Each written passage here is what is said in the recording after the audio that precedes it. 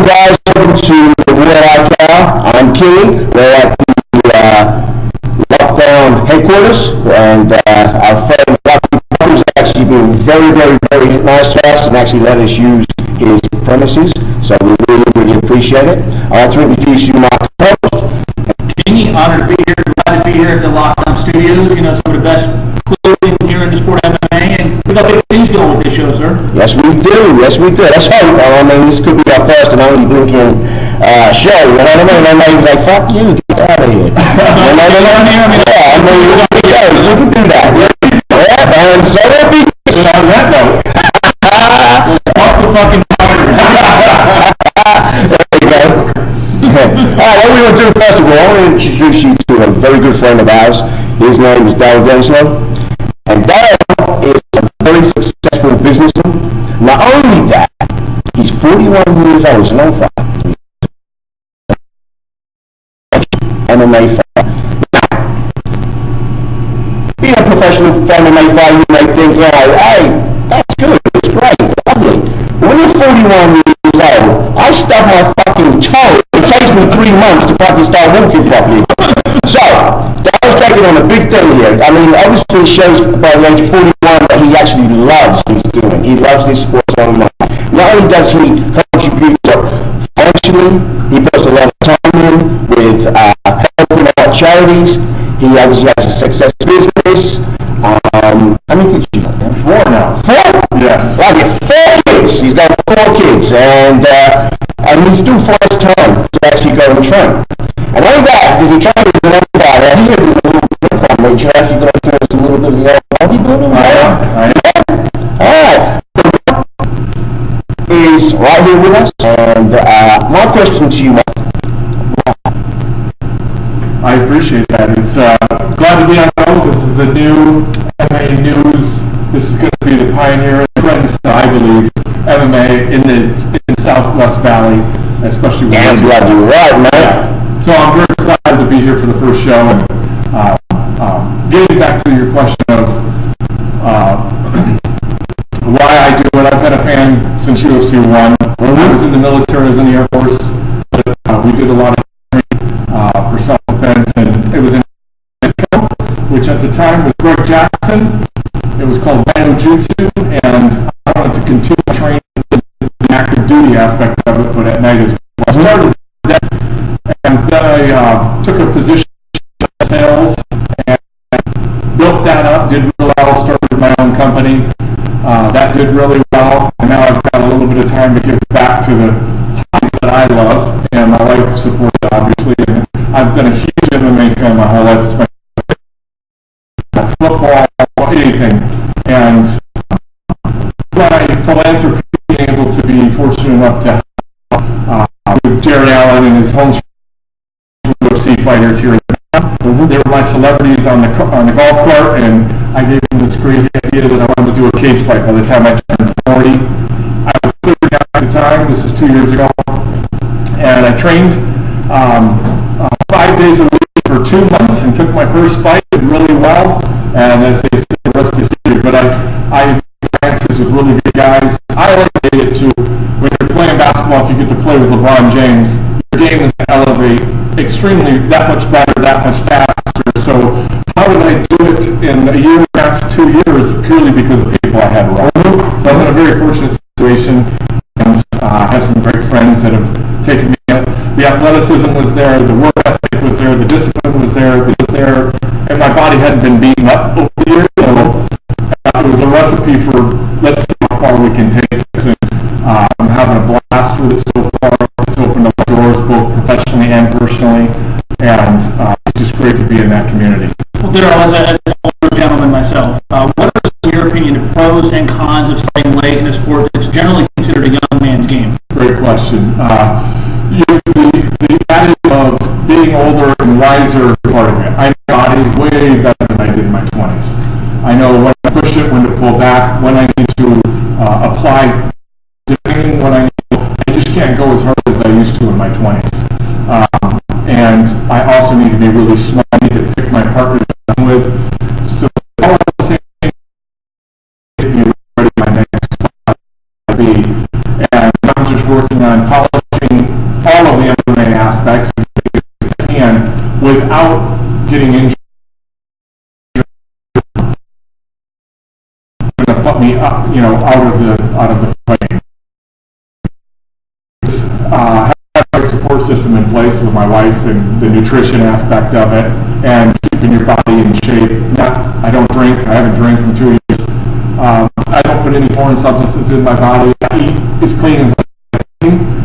To be 7% at 40, that's its own battle. Wow. And that has allowed me to do this at 41, soon to be at 2 months at 42. So my next fight, it's all, I look at it like when I go into a multi-million-dollar, and all my homework goes into that. I know every deal that they're going to come at. I need to get the sale in or the deal done with the Medicare, and with homework, getting the right people in. Out of 20 years that wants to bang problems and see where it goes. It ends very precise. I call it the shotgun. And I can see what those days are make an analogy of the stub toe, because I'm sore a lot longer on any PEDs or and it's a little longer, but I believe with realizing that we train, smartly trained, and nutrition is the only way I'll be able to perform a workout 5 days. Now, you mentioned all this workout and everything like that. I know that you were a little overweight. Ah, yes. Let's go back in time. You weren't always this cut, this chat, Yes. So you did have a problem. I mean, let's talk about that. You were a little overweight. Yeah. And what made you decide, I'm fed up with this. I need to get this or this. Where did you want to go with this? Was it from being overweight and then you say, like, I'm a little overweight, I want to be a big fighter? Or I want to just cut down on my weight, and then when you did cut down on your weight, you become an MMA fighter? Well, how did it go? Tell me. At one time, I was area vice president for about a company. I was traveling all over the world, 5-6 days a week, different time zones, and tons of seat hours and delays. I ate everything there was on the table, and I ballooned up to 340 pounds. 2 pounds in 2 years. Yeah, it was the kids. It was probably 5 minutes of playing with my kid. And I was always a guy in shape. I played rugby in college. I played rugby in course. I was traveling, my phone went off, and I just kind of lost focus. Mm-hmm. And what happened? I started. My kids, they could hear me breathing in the room. That's when I knew it was a problem. Yeah, I had really pain breathing. Yeah. And my wife, bless her heart, was, she's Mrs. Arizona, thing I've ever seen in 100 pounds with abs all the whole time. For her to not hold me out, it's pretty impressive. That she truly did love me. Yeah,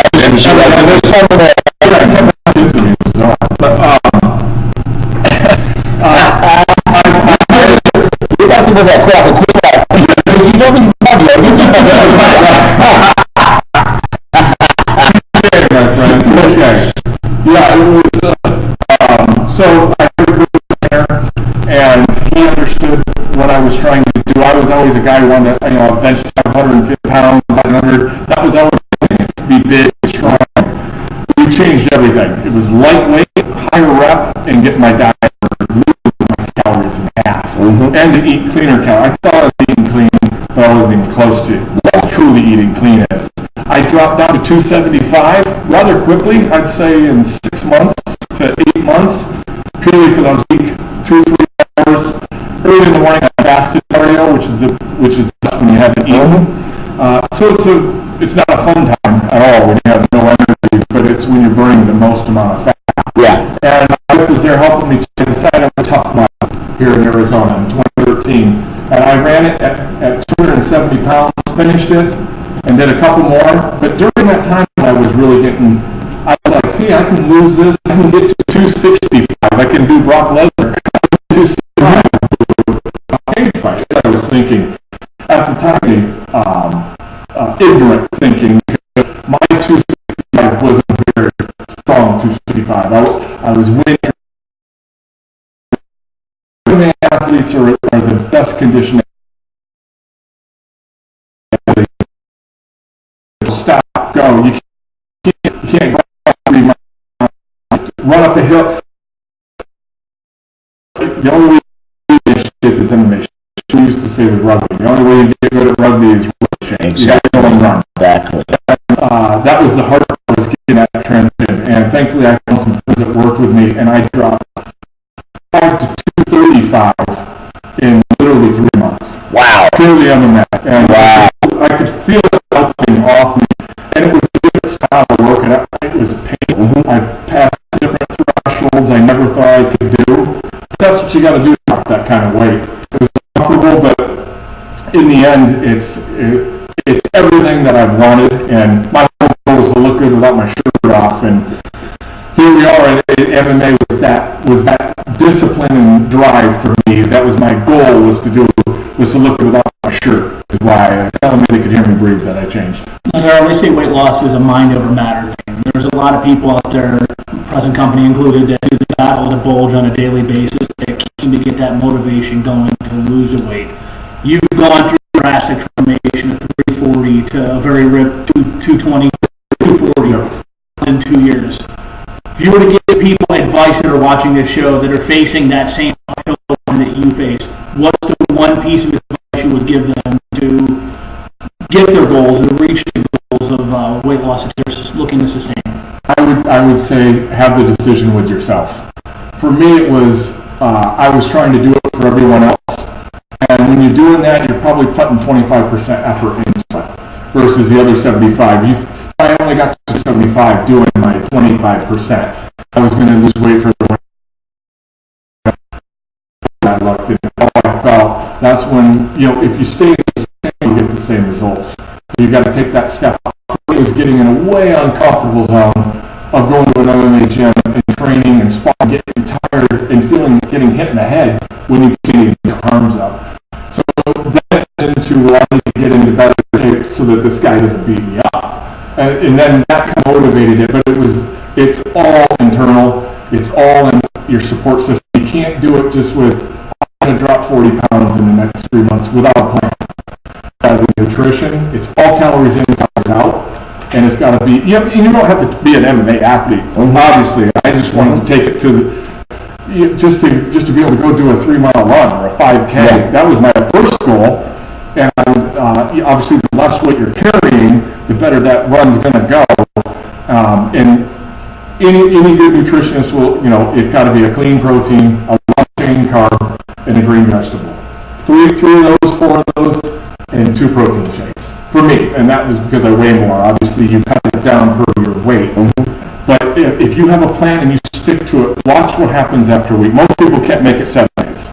That's why all these fad diets are 21 days. And it's because they'll get to that and feel like, I can pull back, pull forward, because it changed. Your body wants to go back to where it was quickly. So you've got to keep tricking it. And you've got to come up with innovative things literally every week to keep at 7%. Different things. So I mess with my diet a little more. The output of caloric burn stays the same, but my diet switches a little bit because I'll literally drop to 232, but I want to stay about 245. Mm-hmm. So I'll change my protein from tilapia and salmon to a steak, purely because it's a little thicker, and how your body reacts to it. Thankfully, at 40, soon to be 42, I know how my body reacts to tilapia, to steak, to chicken, to pork, and I will implement them and how I'm feeling that day. So I'm just really in tune with your diet is not something like, I have this day, Monday, Tuesday this, Wednesday this, this. You actually wake up and you actually work out your diet on that day? Not that spontaneous. Okay. It was Sunday night, and I'm working my next week's diet. Gotcha. All right. And thankfully, I've got a sponsor, Muscle Maker Girl, that understands, you need to be in a fortunate position to be able to afford it. But that could be part of your lifestyle. I stopped drinking, I had an extra $1,000 a week, basically. Yeah. I use that now for nutrition. Yeah. And But these kind of know exactly, you want a little bit of a chicken meatball, a little red meat on Monday, and then you want to pull back Thursday, Friday, so it'll bring in more tilapia, and a little less. It's all, and once you figure it out, you can design it to but you'll get bored if you keep doing the same diet, and you'll stop it. Yeah. I guarantee it. So, get exciting, mix it up a little bit, have your cheat meals, not cheat days. I used to have cheat days. All Saturday, I eat pizza, ice cream. Yeah. When I really started making my change was a cheat meal. And that cheat meal, instead of 2 or 3 times in a day. Wow. Your body will burn it much faster if you did it on Wednesday, Friday, Sunday, than if you did it all Sunday. Gotcha. Wow. I really just, Monday, Friday is my cheat days. Saturday, Sunday, no workout. Actually, that's a lie. Monday, Friday is my cheat days. Saturday is my workout, and Sunday is my diet roast. That's mine. Yeah. No, Darrell, you actually with Tom Ortiz, Henry Cejudo, some of the great fighters up there. You all previously trained at Power MMA and Fitness, 2 of the top gyms in MMA today. Your opinion, how have working with those 2 elite gyms and some of the top fighters there helped your fighters in the weight loss? I'll relate it back to my original answer. The fact that we have a resource in Arizona of an Olympic gold medalist wrestler in your backyard. I live in Scottsdale, so it's even closer. Now my kids are training with me. It's a family thing. My wife's training. We just had a baby 8 weeks ago, so now she's back training. So it's 5 minutes away. So I left Power because of my family and to train with my family. I still have a lot of friends over there. It's still, that's where I became an MMA athlete, is with Aaron Simpson, Ryan Bader, C.D. Dalloway, and all the guys that are on that Power Pro team. And those will always be my original. Because when you're around greatness, when you're around elite athletes who will perform 10 times higher than you would. And that's not to say the classes are bad when you're mixing it up with other people in the class that are at your level. You're better to get injured. Plus, if you're not at the level, I'm talking taking in advisement from them anytime you can. You need to do this. When they have a little bit of extra time, befriend them and ask them to show you some moves. Because we're all teachers. We all want to help everyone else out. Normally, what you're learning from them is worth millions. It could be actually worth millions. Same in the business world. And I like a lot of the parallels. You need to be extremely disciplined to be an MMA professional athlete. You need to be extremely disciplined to be an entrepreneur to build a multi-million-dollar business. But you already have the mindset. And a lot of people have it. They haven't made that little bit, and it's literally that much of a difference. Be going out of your comfort zone, talking to Henry Cejudo, talking to Tom Ortiz, kind of telling them, I don't want to be a pro MMA athlete, but I would like to get myself in the best shape possible. And they'll be the first ones to tell you some ideas how to do it. And then if you get a chance to roll with them or mix with them, just around that environment, your level of fitness, athleticism, purely because you're around greatness. It's the same thing as if I play basketball with Lakers. I'm not even young, and I'm pretty good at basketball. That's what I played in high school instead of wrestling because I'm 6'7". But when I would play with D1F, I was on another level playing. When I'm playing with my buddies, I was still better than them, but not at the D1 level. So it's the same thing with MMA. Surround yourself with greatness. These options are available in town. Why wouldn't you? And there's so big gyms out here. Make a comparison. If you're looking to catch a football, you'd rather have Peyton Manning and Tom Brady throwing it to you than starting with Westwood High. Very good quarterback in his own right, but less when you can get Exactly. And you got an Olympic gold medalist.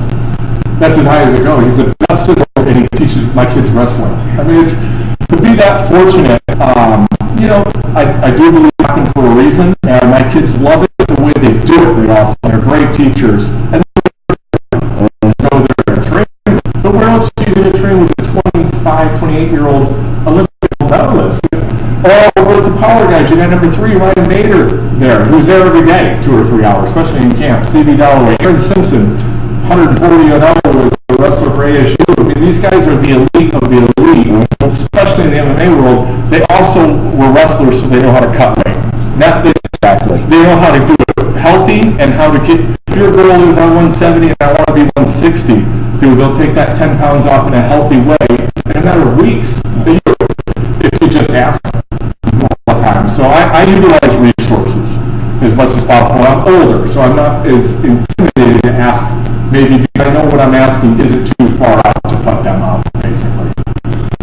That next leads me to want to bring up another topic since we're on it. I mean, the talent level that's here in the state of Arizona. I mean, we've seen from day one guys like Dan Severn, Don Fry, the modern, some of the names you mentioned, Darrell, Henry Cejudo, ended up at the Stephanie, even some of the incomers that we got to see this weekend at World Series of Fighting, the Joe Gelati and the Dan Charles of the world.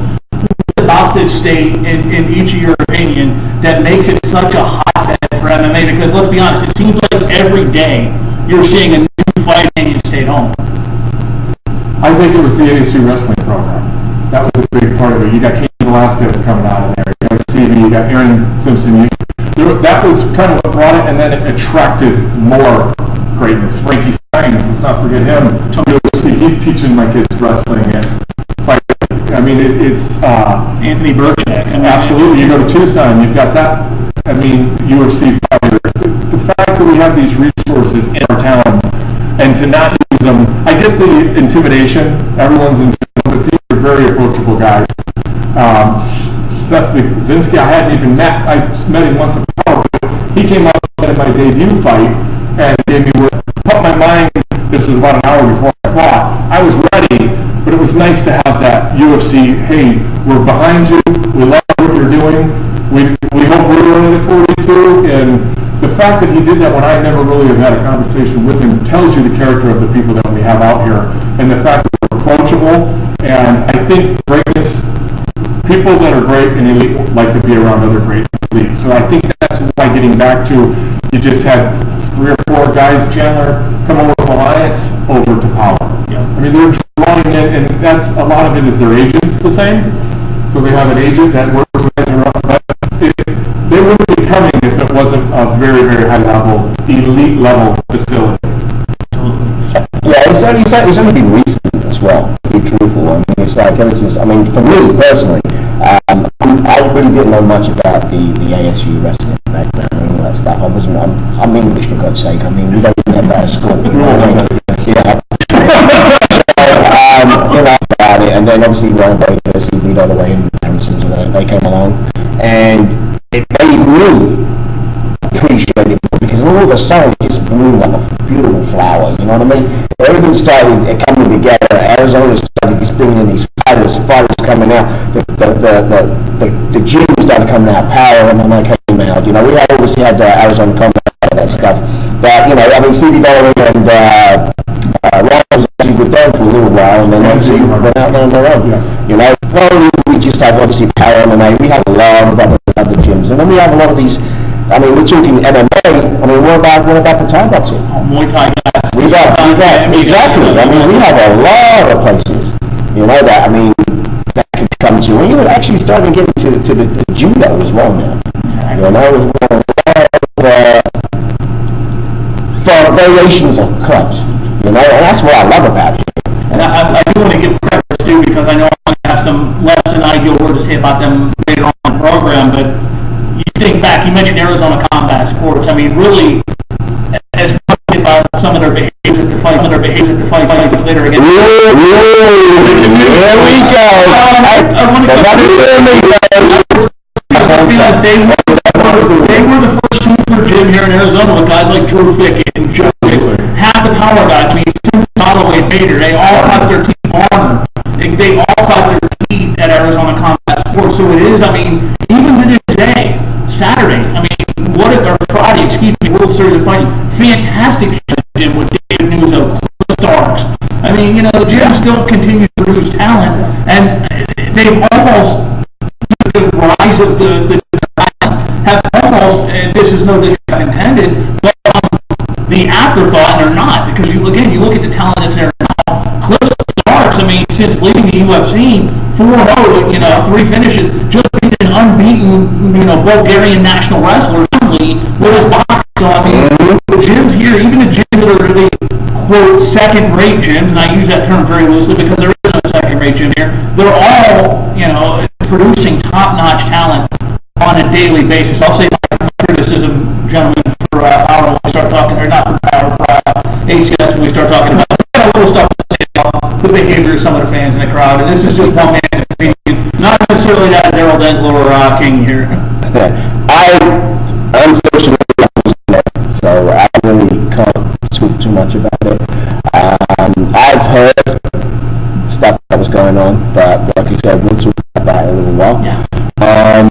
My thing is with you, Darrell, is I really take my hat off to you. I mean, I have my own business, so I just have my hours to work. So I go to work, I do that. Yeah, I get called out and stuff like that. You have your own business. You put everything into that. You've obviously got a very, very successful business. You have your family. You put a lot of time in for your charity work. And I just want to kind of we saw about MMA here, but I want to hear a little bit about what you actually do to actually help these other people and these charities. Okay. When I was in the Air Force, I was a scrub tech first assistant. That got me in the operating room at 18 years old.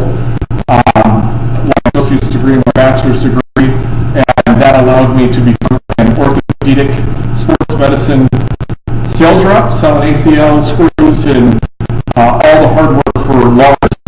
Then while at that, and became orthopedic arthroplastic rep, where you do knees, hips, which is a little bit more complicated. This is all I'm about 25.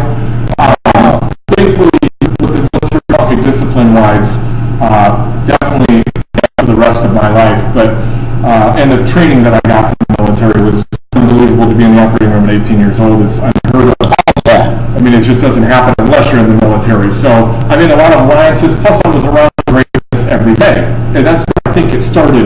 I'm around neuro, orthopedic. Everyone's a physician or a nurse. All of them have a bachelor's and/or a medical degree. So it's just kind of what you did. And I wanted a child, so that meant go to school. And thankfully, I did well in school, and then I got a position in spine sales in 1998. That was when pedicle screws, which are screws to, whenever you hear somebody say, I got my back fused, that's what the pedicle screws were. They were the first way with Harrington Run to fix scoliosis, as well as fuse the spine, so that you're minimizing pain from the disc, which is a pain generator. Okay. So they take the disc out. When you take the disc out, that is what's causing your pain. So you remove the disc, the pain goes away in theory. Mm-hmm. Then you've got to re-stabilize the spine because you just destabilize the spine. That's where my stuff comes in, which is hardware. I worked for the number 2 company in the world, was very successful with them. That got me into becoming a regional manager, area director, area vice president. Could have kept going, but I wanted to do my own thing in 2009. I learned literally opened my business. Thankfully, I have surgeons and hospitals that are like any other business. They're my relationships. I've been doing business with them for 15, 20 years. They trust me, and it kind of snowballs. As long as you're doing the right things, you're not cutting corners, especially when we're dealing with kids or any patient. This is your mom, this is your wife. That's how I look at every patient. Everyone wants to look at the patient that way because a lot at stake. I mean, we do something wrong, somebody doesn't wake up on the table. So it's a zero-sum game. There's no screwing around, and it needs to be taken that way. As we were talking about earlier, short, precise, and ready to go. That has to happen in my line of work. And thankfully, I was just and had a plan, had a vision. I had the right things in place, the right people in place, and I learned it up in the industry. My students supported me in my house. I was the first one to be a distributor with manufacturers more than one. Normally they want you just one because they want all of your. So I had 15 different for somebody not come to the bigger companies. Laid me into 3 stages, pharmaceutical companies. You get words. One to help you pass the narcotic. All these drugs that are helping you manufacture down compound those into one pill and you go to my pharmacy, the doctor prescribes your surgery, so you all your drugs before the surgery, and we just and the insurance obviously in the 10 bucks. It's a great program, and it launched me into my next round of what I want to do, guys, animals in Arizona, two other things I've got my eye on. But that's it's allowed me to rub elbows with the right people, especially in MMA, especially in sports, and they just can't work. But I was, it all started with the military and being in the operating room very early on. Darrell, you should a level of, dare I say, notoriety that others two times get Allen. One thing that I thought uncovers need is that ability, because there's some that you either have it or you don't. Your opinion, what's a fine level of humility? Why should people remain humble, so to speak, when they're human beings as well? As hard as it's a third act to lose it. And at the end of the day, people want to be around other people that are like-minded, they're humble. Even if you're the best at things, you probably already know it. So the fact that you don't need to tell anyone, it already comes across. That was always my thing is, I knew I was the best, I didn't need to tell anyone, because it's just kind of, you're really lowering yourself to their level when you do that, and there's no reason to do it. You just base it on your performance. If your fight goes really well, enjoy that run and enjoy what you've earned and parlay it into the next fight. Stay humble the entire time, because there's always someone better.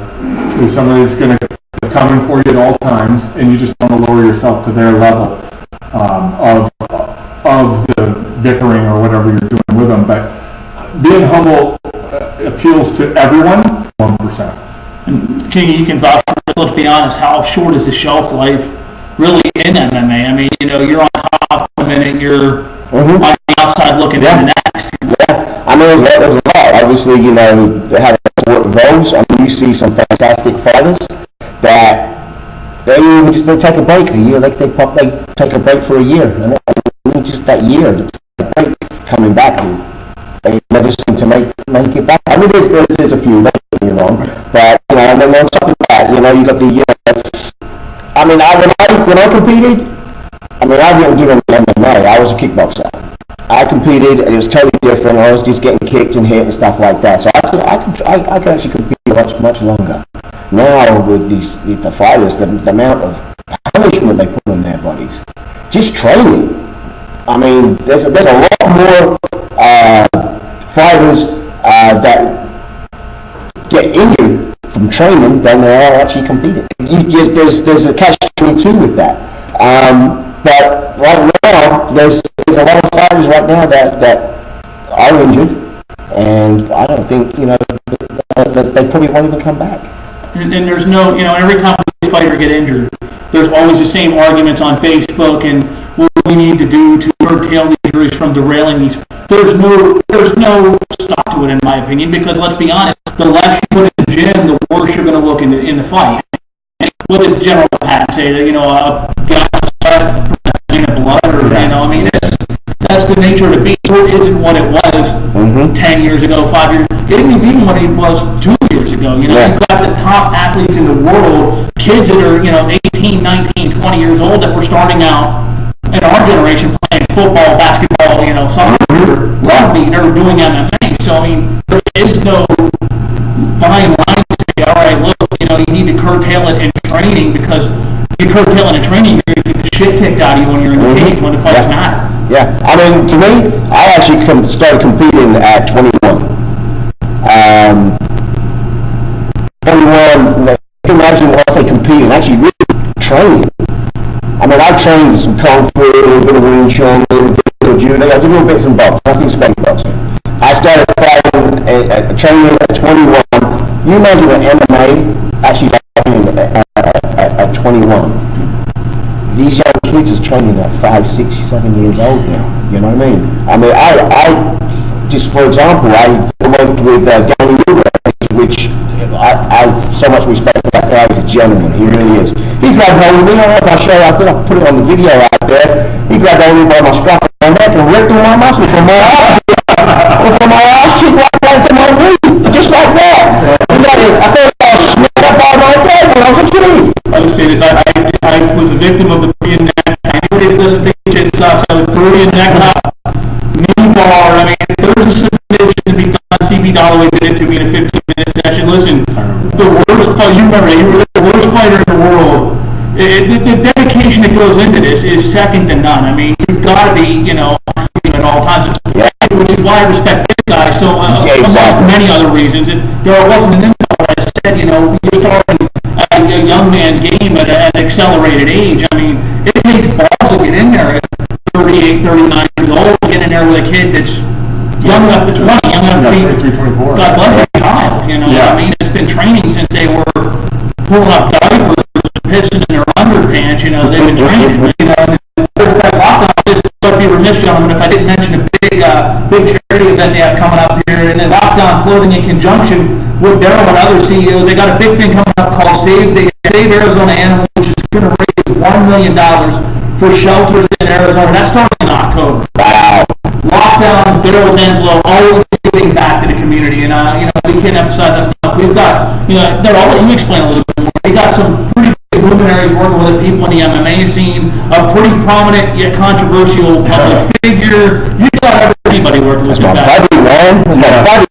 Yeah, we've got Sheriff Joe Arpaio that's going to be part of the event, and he's big into saving animals and anything to do with the safety and security of animals and non-abuse. He's one of the first people to ever arrest them for being abusive to animals.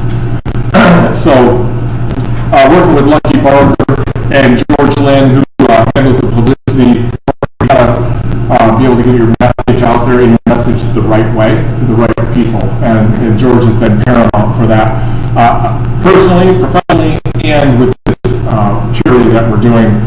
He's a Fox reporter, and he's got a lot of kind of personal friends with Sheriff Joe Arpaio. He's personal friends with several commentaries that are on Channel 3, 12, 10, all the news stations that you know. So we're going to get our message out starting in October.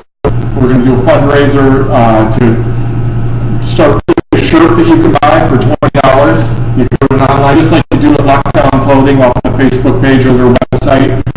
You order the size it is, it's shipped to your house, and it's going to be a really high-end. Everything that Lucky and I are putting our name on is going to be high-end anyway. It's not going to be your shirt that you're going to mow your lawn in. And we all got those from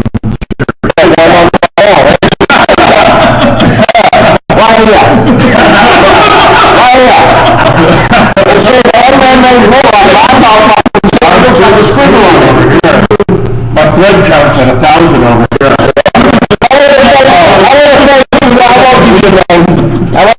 I won't embarrass you, but you know who you are. We're going to fix that, though. He's going to fix that. But it's a great charity with your audience, Warlike, and great cause, especially raised these are areas that are funded by the state. So it's funded by philanthropy. That only goes so far with people donating and people's time. So this money will go a long way and save hundreds of animals. Basically what you're doing also is you guys are doing it. You guys, okay? What you're saying, and this is how I see it. The bigger companies out there, it's easy. Like you just, you know what, we'll just write over there, fuck that. You know what, how about get off your ass and actually do something. Show people that you're doing it. It's easy to write a fucking check.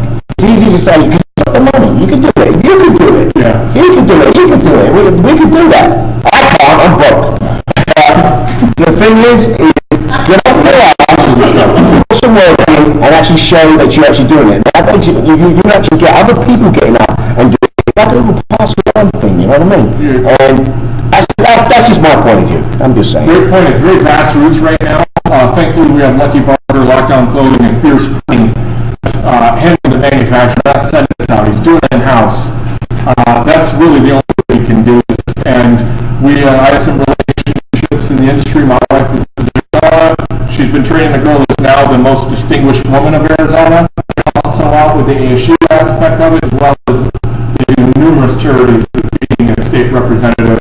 We also have state representatives that we've talked to today that are probably going to help us out. So it's all three guys that are we're framing as to how we're going to put it all together, but it's all it is good for everyone that's involved. Well, it does feel good because, there's no bullshit behind it. You see these people that are smiling in front of the camera and, hey, geez, look at me, come to my ass to the public, This is something I actually had to ask Lucky a few minutes ago. Hey, do you mind if I bring this up today? Because it's a modest thing. It's a real sincere thing, and that's what I appreciate most about it, is this is sincere. Let's do it for the camera so people can stroke us off. This is the real deal, and it's for an erstwhile cause. Yeah.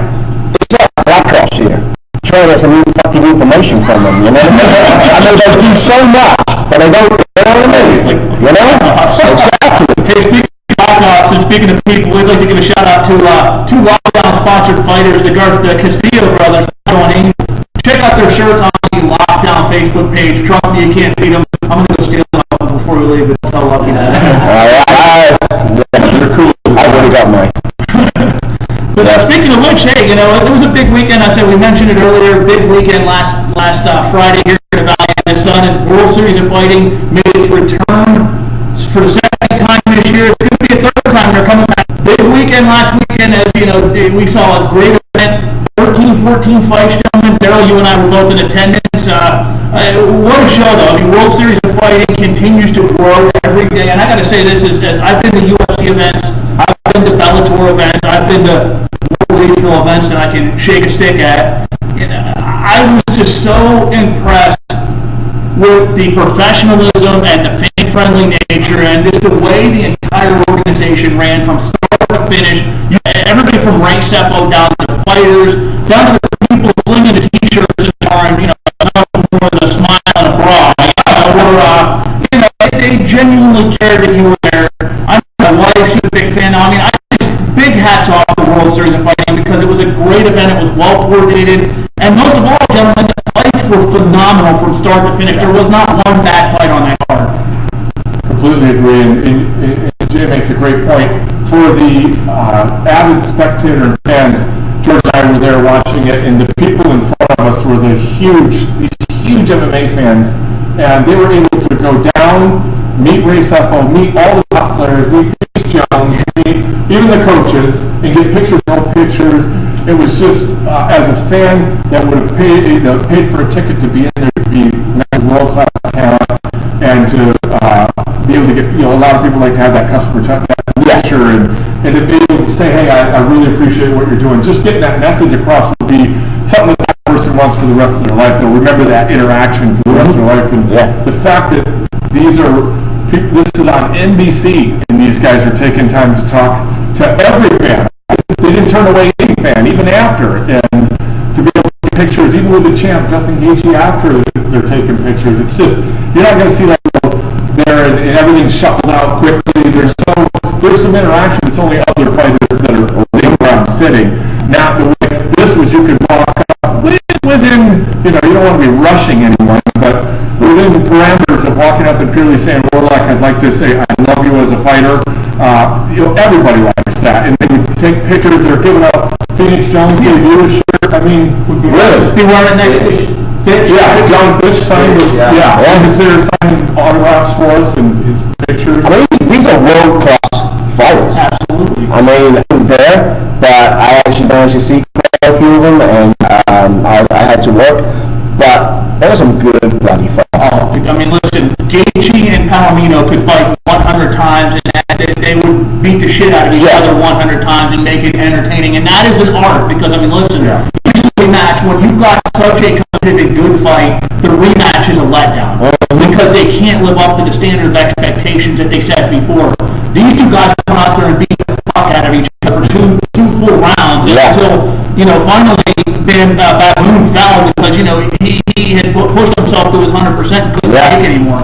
Well, I actually think that I'm talking, I'm going to find it, I'm going to take it out. That's the art of MMA, though, and you know what, why I like the World Series of Fighting, why they're starting to become the promotion. MMA and Bellators, these guys have something to prove. Whereas when you're in the UFC, I'm not saying that the upper echelon fighters have that same hunger, but it's easy to get complacent, on pay-per-view, and you're on you're on a Fox Sports 1, and you're making the big money, and you go, bullshit, UFC, but when you're making the UFC, it's easy to get complacent when you're at the top. World Series of Fighting, back up.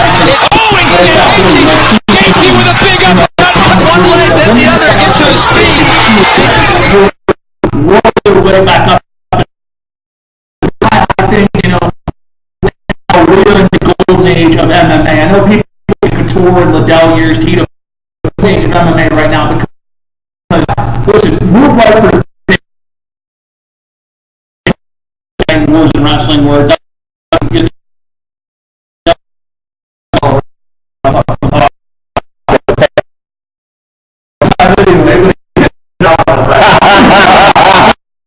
one company is on top or so, taking the shit out of their competition because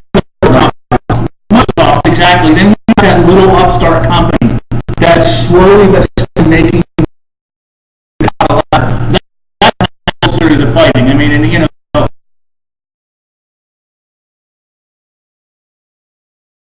this to underpaying their fighters, I'll never get credentials. I don't give a fuck. all these moves they've made have opened the door for a World Series of Fighting.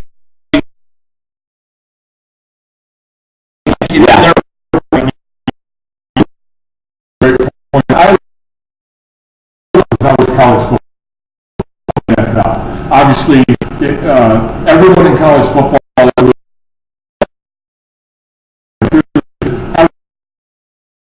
and it's the best of the best that are making it. 31, they're just a lot closer because everybody's playing in World Series and Bellator because all of them want that shot to get to the big show and to get to the UFC. So, and valid point you bring up the fact too is even those that make it to the end in college football, you're Tim Tebow's of the world. These guys that fighters we saw last Friday. UFC. There's a lot of them that are doing that. This is their moment in the sun, though. This is their opportunity. This is their college for the Miami.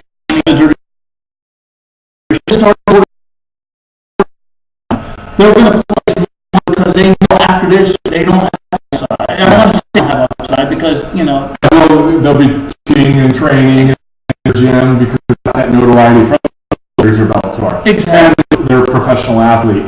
That's always good to pull, especially with people that want to martial art and get in there.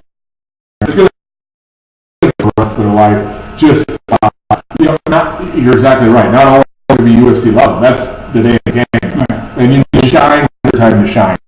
That's why they're putting their best in their best. And great to see greatness and to see it's going to parlay like Justin Gaethje. I mean, he's got a kind of series, but it is athlete.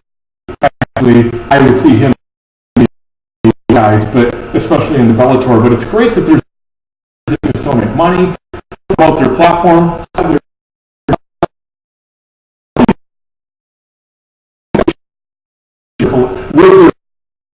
I love the fact that even if you're the Alabama quarterback, you're doing stuff at Alabama. You really don't have a platform anymore. Whereas these guys don't have a platform.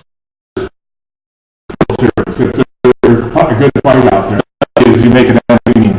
And there's always the opportunity that you can become Warner, bagging the groceries at high, winning a Super Bowl as quarterback at a St. Louis Rams. MVP Super Bowl. Yeah. Also is the fact that, like with the UFC, I mean, I don't want to talk shit about with these different organizations, but my thing is see, everyone's worried about losing their fights there. And like with the Bellator, the World Series of Fighting, you put on a good show. It doesn't matter if you lose. You know what I mean? You should put on a good show. They ain't gonna give me. These are the people I want to see. I want to see that person fight. Yeah, do it all the time now. But putting everything into it. And if I see that, I'm coming back again. You know what I mean? I mean, let me ask you this, Mark. I mean, Darrell, you got Baboon versus Gagey. You know, will Baboon ever fight in the UFC? Debatable.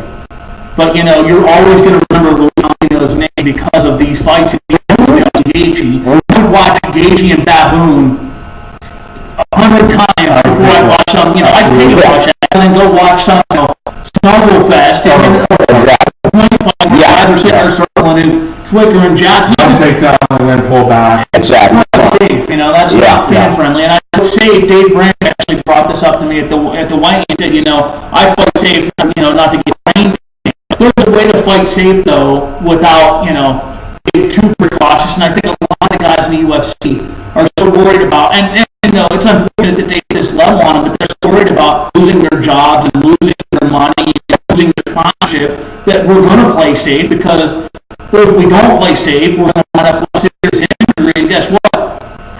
There goes the paycheck that I could have had, you know. Yeah. I think at the end of the day also is especially now, I mean, with the UFC, with this Reebok, they really lost a lot of their sponsorship. So they're just getting a certain amount, like a couple of thousand for up to this fight, this how many fights, this fight, and it's ridiculous. They're taking away their bread and butter. And this is Bellator. This is where they all come in. You know what I mean? Let's be truthful. Let's go back a few years. It's just simple. Local. Right in the cage. Yeah. Look what it was. Yeah. It was fucking ridiculous. I went to fights and I'm like, what the fuck am I doing here? You know what I mean? I brought my wife with me. I should have brought at least 5 of my friends to keep me on there. The people throwing cans over. It was ridiculous. And shit like that. The person who's drunk, staggering around, talking. I remember him and a certain fighter, UFC fighter, funny enough, they were in the cage and they were like touching each other up and like weird. I was like, see, if you got your kids there, that shit your kids do. You don't see that. You don't want to see that shit, let alone your kid. There's a level of professionalism that you're expected to uphold when you're at an event, especially when you're running the event. And I'm glad you brought up the Reebok deal, because listen, I understand why the UFC did it. I'm going to play devil's advocate. All right, for years, Darrell, for years, King, the UFC has said what? They've said the same recurring thing, and that is we want to be on par with the NFL, we want to be on par with the NBA, we want to be on par with Major League. Hey, Reebok, here's a shit load of money, we're going to sponsor your... I get why the UFC did it, but you can't bang your lifeblood over KY jelly away from them, and that's what they're doing by taking their sponsor dollars away, because, I mean, listen, they're not going to pay... Listen, no matter what, I don't care if the Zuffa has millions of dollars, if they just gave $40 million annually to UNLV football. They cannot pay the fighters what they pay in the NFL. We're out of business in six events, if that. But you take your lifeblood away from them, which is sponsor dollars, and you know it's a raw deal. I mean, you're taking $20,000, $30,000, $40,000 a fight now for opening card curtain jerk, or you're taking that away from them, and you're making it less desirable for them to fight there. I can tell you at least 2 fighters, and I'm not name dropping, who took fights on short notice and gave half of an effort so they could get released from their contract was up and they were done. Effort because, you know,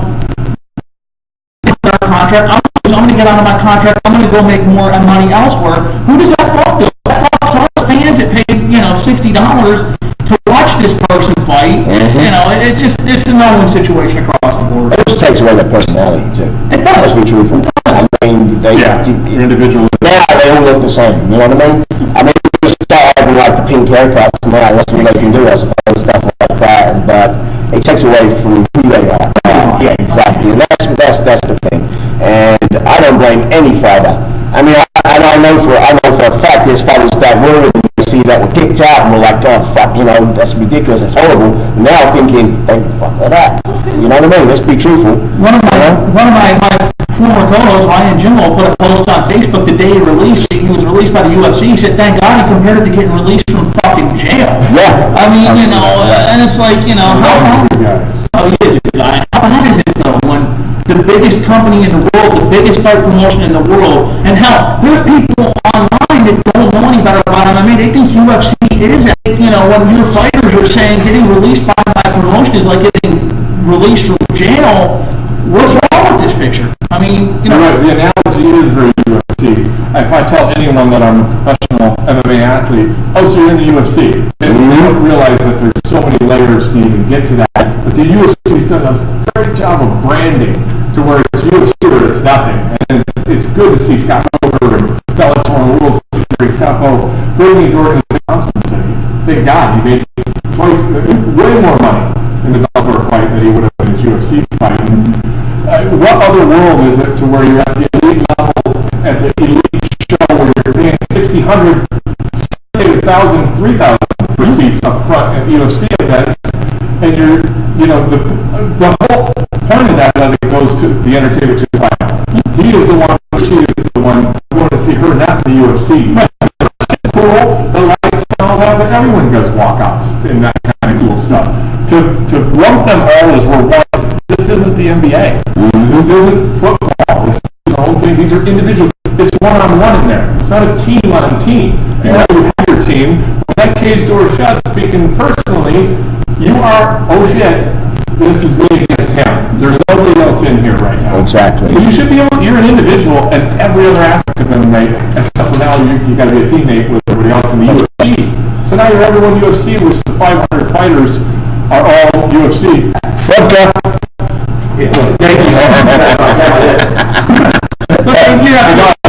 You're absolutely right, though, and I'm going to use the term of Logan Kincaid, or not Logan Kincaid, that's the guy from Loud Swing from Vision Quest, where he said, MMA is not a team sport where you're near someone quicker and faster than you, there ain't shit your team can do for you. I mean, that's You're not calling up plays, you're on the fly. Exactly. And this isn't, even the NFL, I mean, let's be honest, you pay $700 to go see a Cardinals player, you're going to see the NFL?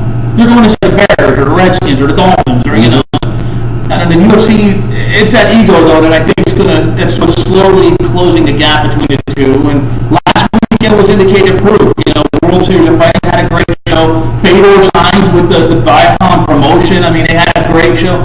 The gap is closing. The gap is really closing. I thoroughly enjoyed the Bellator. It felt like, to me, it felt like kind of like the old school, when there was Phil Davis, and they were doing the, what's it called? I mean, for me to watch the MMA, it was beautiful. But then to see the glory, to see the kickboxing again, and I was like, oh, that's my bread and butter right there. Yeah. And then to watch Gilbert Melendez's wife be the first female fighter for glory and win, that was great. And she got terrific, I thought. Case in point, you brought up Phil Davis. When's the last time Phil Davis finished a fight in the UFC? There you go. He finished in one fucking night. Does he get two winning checks there? Does he get two stoppages? Two finishes in one night. Phil Davis hasn't. Yeah, he looked good. I mean, he enjoyed himself again. He did, and that's the whole thing about the money. Is look, you release these people from jail, as Ryan Jimmo said it. You give them the opportunity to make more money.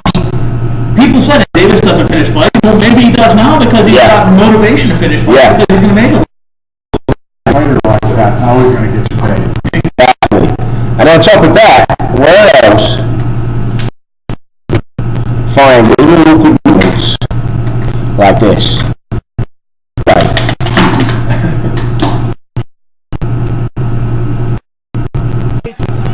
Come on. And let me go.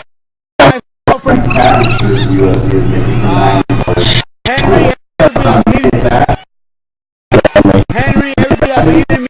Why? My girlfriend. They're paying the fighters free for sure. The funny thing is, though, the UFC says these fighters can.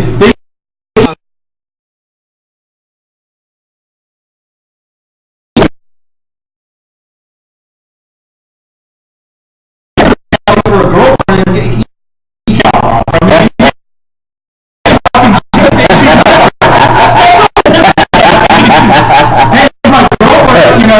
sex, you're not getting a hand off, you can even put your arm around me and hey, you can steer my girlfriend. Yeah, good point there. Yeah. Alright, we're going to the last couple of minutes, fellas. Now, I know, Jay, you have a couple of things that you were saying. And we'll maybe have a couple of pissed off. But I mentioned all the great things that happened to World Fighting, the great, hospitality that the promotion showed, of all. I'd be remiss by actions and attitudes. Let it be known earlier, I have mutual respect for the people. I won't give them. ACS was the gym helps play ready. It helps spawn the lab. They were the ones that got started here in the state of Arizona. At the World Series of Fighting event last weekend. Embarrassing would be an understatement. As a matter of fact, here's a big show. I go off with sometimes, and I wearing their fucking tap-out shirts that have tribal tattoos that last being tattooed across your a tramp stamp on the back that probably has their mother's girlfriend saying on it. I'm expecting to see when I'm at Buffalo Wild. When I'm going to fight and I see a level of decorum, professionalism out of them. It's one thing Darrell Denslow marketing to cheer teammate. It's another thing excited. I'm as emotionally attached as any motherfucker you're going to meet at. I've got 2 or 3 fighters cards and they're my friends. They're my, father of my fucking kid. So the next one will be standing on edge and screaming like a banshee, screaming like a fucking 16-year-old boy on prom day getting ready to get his first piece of ass. Okay? I'm excited. But when you're yelling shit, fuck you, Ponce, and fuck him up, and belligerent bullshit, that is the crap I expect to see at Buffalo Wild Wings from the drunk with a stamp on his back that have 6 different girlfriends, all of them have pieces of that shit again, I know this is going to piss people from ACS off. It already pissed Jesse Barrett off. Get in mind when you're acting like you're professionals, fucking act like it.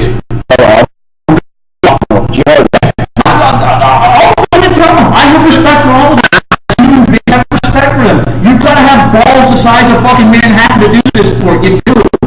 You've got to have your balls to be good.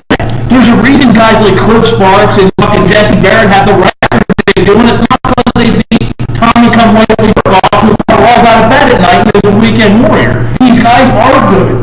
The camp is good. Trevor and Todd have been elite coaches for a long time. But again, professional martial artists. You're at a public setting, at an event, you're not just representing yourself, you're representing the gym that you're part of. I've got my kids there, okay? Darrell, you've got, your wife there. You're trying to explain the intricacies of the sport that in the front row that are representing a gym that are clearly fighters. Fuck them up, fuck them up. What message is that going to send? What message is that going to send to the people in the crowd that don't know this sport? Yeah, for me, my wife would be saying, so what's he doing that for? He's fucking them up. He's fucking them up. That's what's happening. He's fucking them up, darling. Now, the my thing is we had with that shot and that was the issue. Now, we're not going to know you, but was it anyone else? Could it be anyone else out there screaming and shouting, and it wasn't nothing to do with Arizona Combat? No, it was definitely, Darrell, you were there too in attendance. There were people that were running up to the cage wearing the shirts, screaming to the point to where Ray Sefo had to go into the crowd and ACS representatives, calm the fuck down. Take a breather. You can't come up here and do this. It was clear. Listen, I know that I was around the group of people. The crowd was, it was a pretty packed crowd. But when this fight was going on, Darrell, it wasn't, it was about half capacity. Right, yeah. I'm not trying to drag you into this. It was clear. I'm not trying to drag you into this with me, but you just did. Back me up that maybe he saw from an angle that I did, and I don't want to throw innocent people under the bus that I already did. But was it them or was that figment of my head? That group that I saw, because they were wearing the shirts and their hands, and there was probably about 20 of them all in that group. Did 5 or 6 of them run up to the cage and were yelling? That did happen, and I don't know the names of the fighter, so I'm not, it was a moment, George, I think that was my publicist's first MMA event, and he looked at me and said, does this always happen? I would say that, especially if this is the World Series. Was that like a just bleep guy? Redhead. Listen, I appreciate their passion. I really do. I mean, I appreciate their passion, and that's not a knock on them, but there's passion within boundaries. Yeah, and we're professional athletes. Exactly. The fact that in rugby it was the same way. You're English, so you know rugby. So we might fight in the game, but it's mutual respect. The fact that we're all out on the pitch. Same thing with the cage. Especially if you've fought before at any level, you understand how difficult of a sport this is. To say that, fuck them up, or just the obscenities of that, it's not necessary. Yeah. And they did have a loud voice. They were by far had the most people in the crowd for their fighters. That's absolutely. Well, hopefully, Trevor and Todd, they must have heard down about what happened. So hopefully they may have it happen to them and won't happen again. Another thing we want to talk about is, this is going to be the last little topic we're going to chat about, and it's going to be real quick. Big BS. Now, marijuana. Three times this happened? 5 times. All right, it's happened 5 times. My point is this. Bloody time. And on top of that, 2 this is something that you can get somewhere, some guy even I heard too. So can you take that as a real genuine test? I mean, there's a lot of fuck going on. Now, on top of that, 5 years is a long bloody time. I mean, exactly. That's what you're doing. Yeah. Now,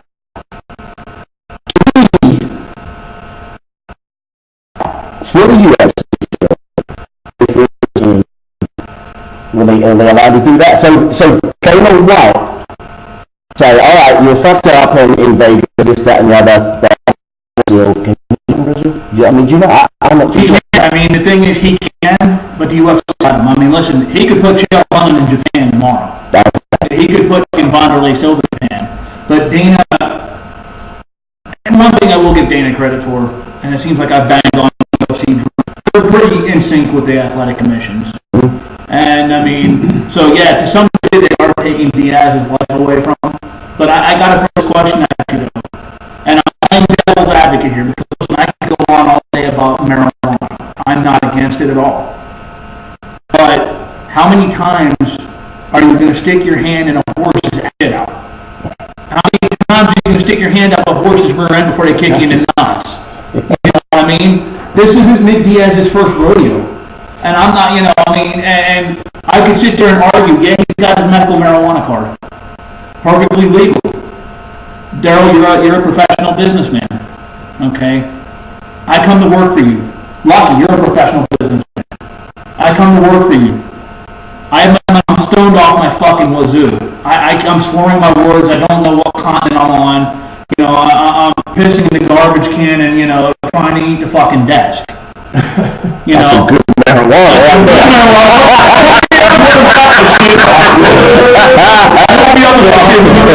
But I come into your job in a high-intensity job. Or a professional.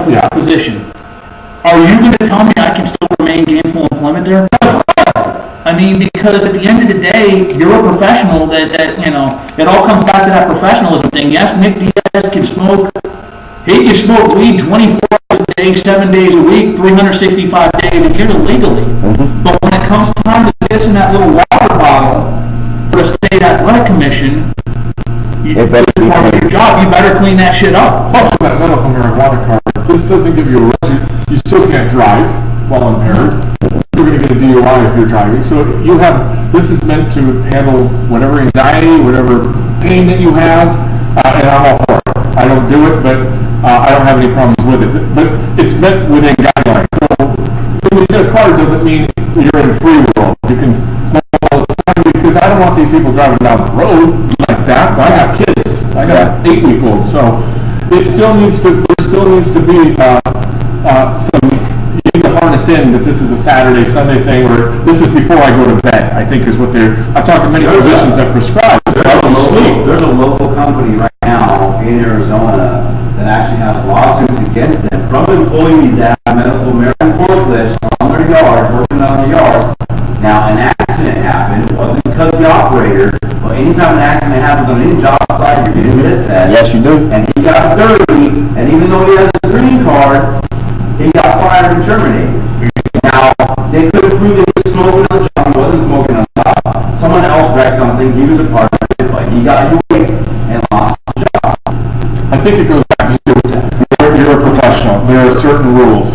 The rules, because I don't agree with the fires, obviously. I think it's way too, but we're a civilized society because of these rules. Mm-hmm. The whole fact is, get rid of the rule where it's not a performance enhancing. I would fight anybody on pop. They're the most relaxed people there are. Yeah. But when you know that you have something coming up, and there is a lot of fallacies with that. The 2 USADAs that it went to, which are reputable places in Utah, he was totally clean. And then one that wasn't, and not even a USADA place. So his attorneys are going to attack that, trust me. But I don't think you get Henry Cejudo, Ronda Rousey, all these people coming back that have more knowledge than you and I have, probably. Not, you probably have more, but they're backing him up saying, we're not going to fight in Vegas because of this. Yep. I think that shows some solidarity amongst them that wouldn't happen unless this truly was every father smoking. Yeah. You know what I mean? Look at Jones and Diaz. Yeah. Jones' cocaine use. Yeah. His suspensions were towards Diaz, and I think there was another one with something with. Anderson Silva was the same. Yeah, he tested testosterone the same. Yeah, it was with what pills was it called? They said he was because like erectile dysfunction. Yeah, erectile dysfunction. Tested by You still understand me after 4 hours calling physician. I'm on the block for that. Yeah. It sounds like to me, it sounds like to me just nuisance. It's not producing more problems, but he's a great. He's a fantastic fighter. Great family. They're MMA through and through. But at the end of the day, if UFC really wanted him around, Dana would have stepped in front and said, wait a minute, this is a little too much. Well, YouTubers had an elevated testosterone testing. That's in that fight. Let's see it. High coke, with John Jones, you still fight. So I think you're right, Bucky. I think that when you have a bad egg with any organization, especially if you had one, you got to run. A bad apple and a bunch will rot the rest of the bunch. Right? See, in fact, I'll give you an example. I work in law enforcement. I used to be a cop, and I'm a corrections officer now. So I judge me on that, fella. I can get a marijuana card. There's nothing saying that I can't smoke that stuff and go to work. But I go to work, I will not be doing that job that I'm doing now. They're going to stick me in a desk way in the back there, and then on top of that, I have to take a P test to show that actually when I'm at work, I have not got it in my system. So the thing is yeah, I can take it, I can smoke it, while I'm not moving away, they'll put me somewhere else.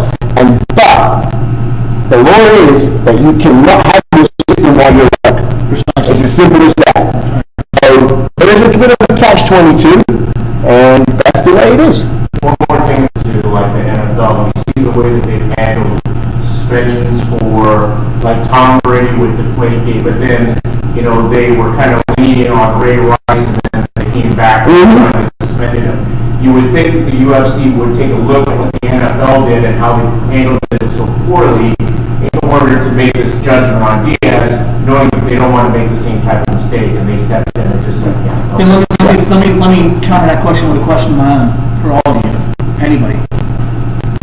Is this a new phenomenon in Nick Diaz? Did he suddenly just, oh shit, I discovered weed, I'm going to spongy blaze out? This is not new. This is Nick Diaz 101. So I ask you this question: single men, you're single men, you meet a broad down on Henry Street that says, hey, I'm gonna suck your dick for $50, are you gonna take her home and marry her? I mean,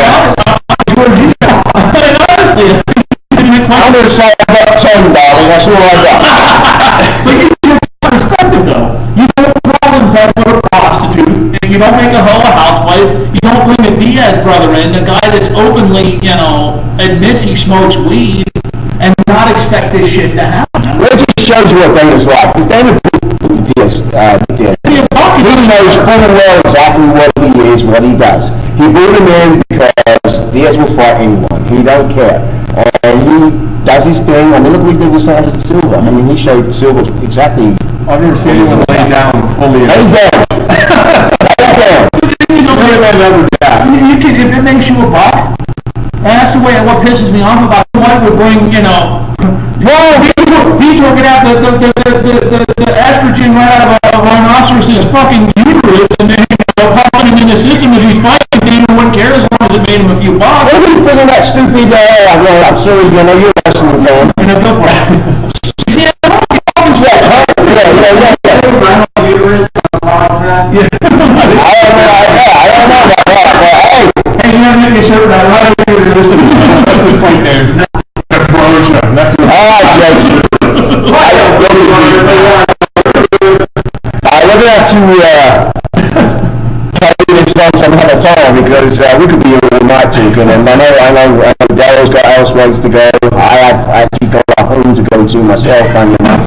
I know she's happy to see me, but I'm coming home, darling. I'm coming home. Showing you. Sure. Anyone got any last words? I want to ask you quickly. I want to thank the sponsors that have been there with me. Cage Athletics, Chad Barrow, the CEO. He hooked me up with some great gear as well as some social marketing, and he's just a great guy. He's been at my fights. He supports me and supports others. Yeah, great guy. Also, Dan Huber, supports Dan Huber. So, a couple other great guys. Number one, I came in with an idea of what I wanted to do for my shirt. He did it perfectly, very American themed.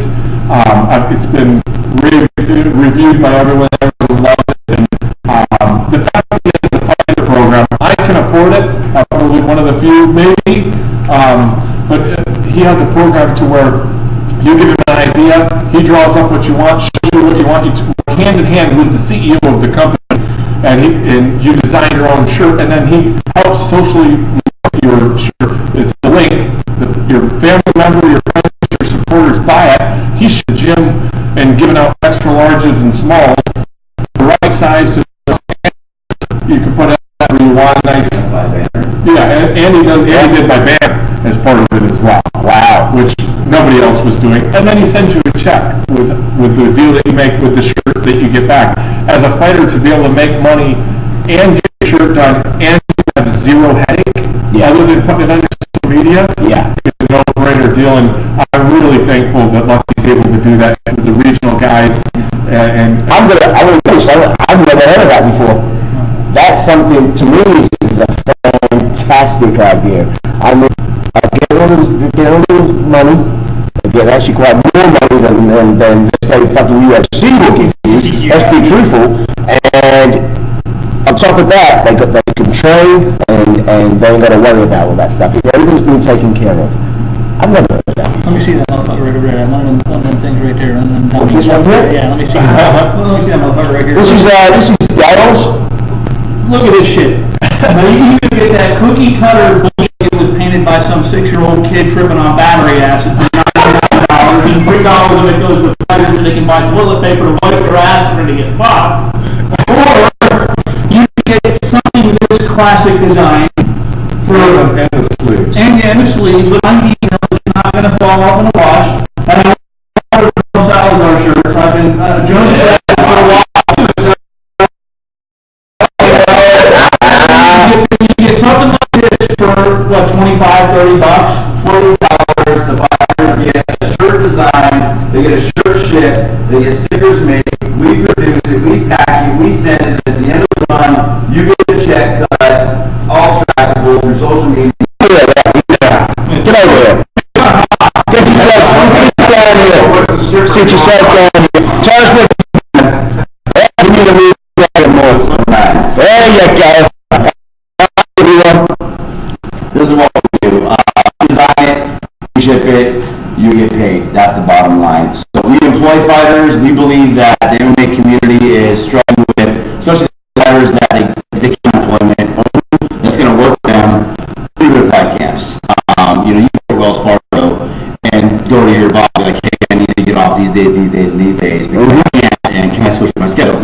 So we'll employ fighters. We have an open schedule here. We'll employ them, and the whole program, our whole MMA. So it's really important to me that we can take it out and keep it right here. They can come to the warehouse, meet with me in my office, sit down with me personally, and I'm going to deal with them on an individual basis.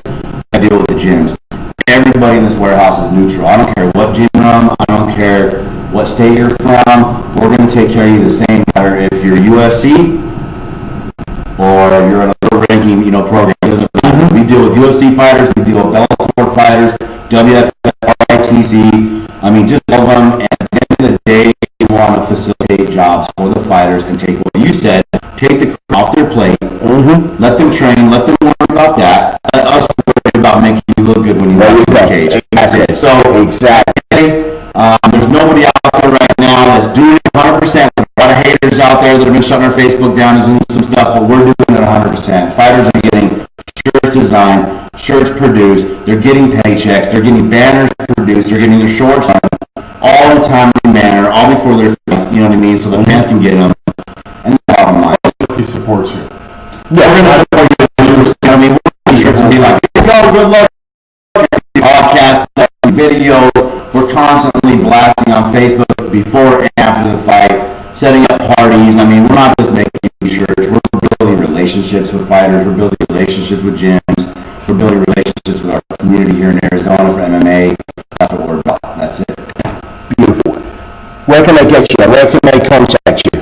They can contact us here at line 0999. If you're a fighter, come on over to the warehouse. It's easy to find on Facebook. We have 3 Facebooks.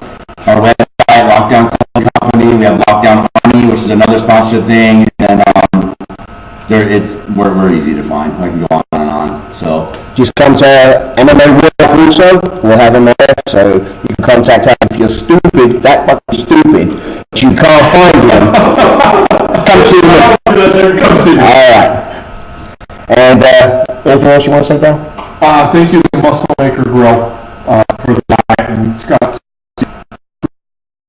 bodybuilding aspect of that as well as the MMA fighting camp. So those guys and all the support, as well as Tower T and the World Fighting Federation for giving this older guy opportunity for the heavyweight belt. Yeah, let's be truthful.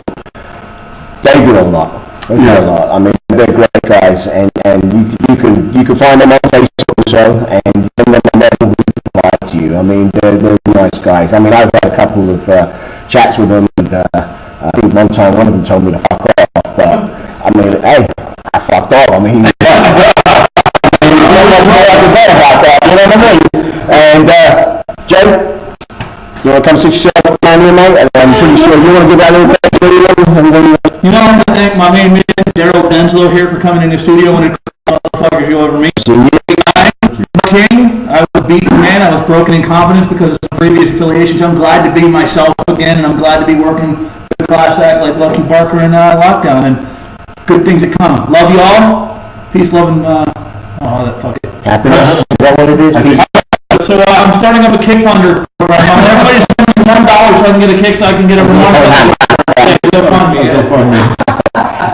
Me personally, this is fantastic for MMA Warlike.